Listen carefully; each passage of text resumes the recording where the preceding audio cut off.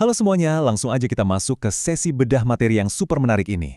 Kita bakal bahas tuntas tentang pengawasan global dan berbagai alat digital yang sering kita andalkan buat bersembunyi.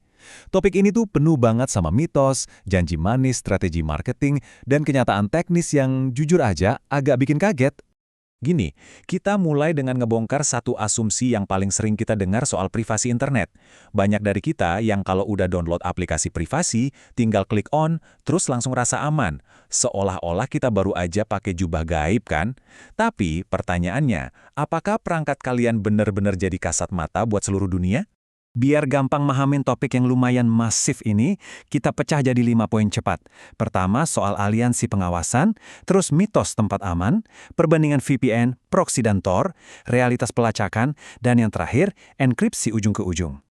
Oke, masuk ke bagian pertama, aliansi pengawasan atau The Watchers. Gimana sih raksasa-raksasa intelijen ini berbagi data dan bikin jaring pengawasan global?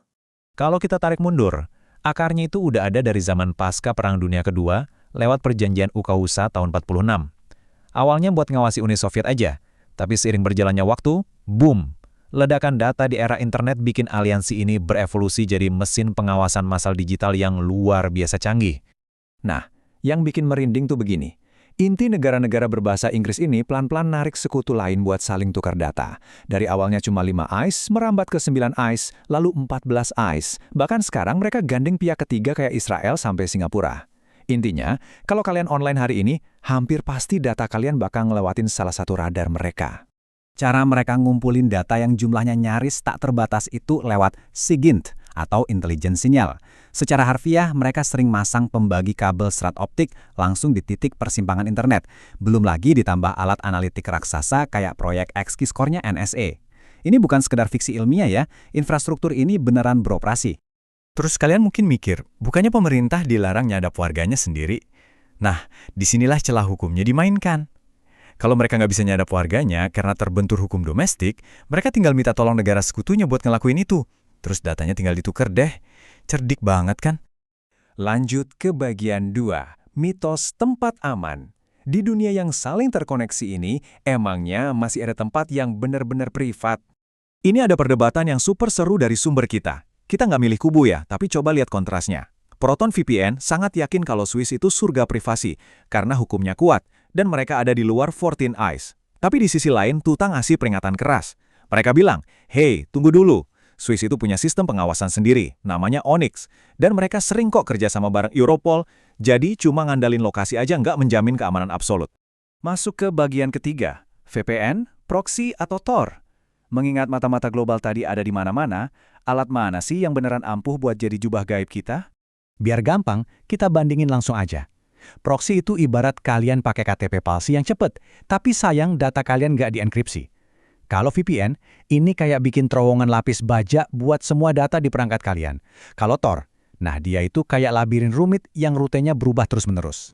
Ngomongin soal Tor, ini tuh alat yang fantastis banget buat whistleblower atau pelapor pelanggaran yang butuh anonimitas tingkat tinggi demi keselamatan mereka.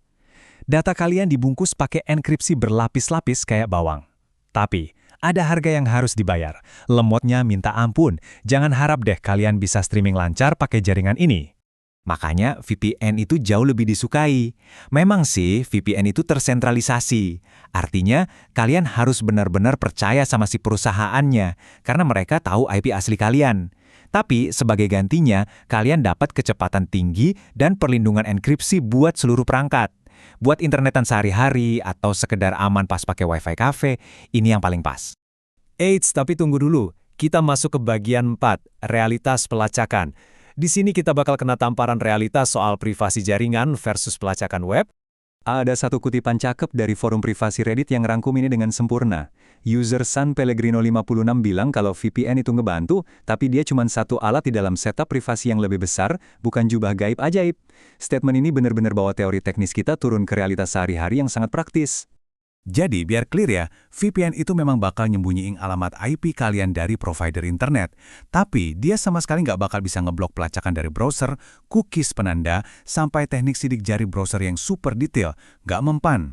Bayangin skenario ini, kalian nyalahin VPN, ganti lokasi ke Swiss, lalu kalian langsung login ke akun Google atau toko online kalian.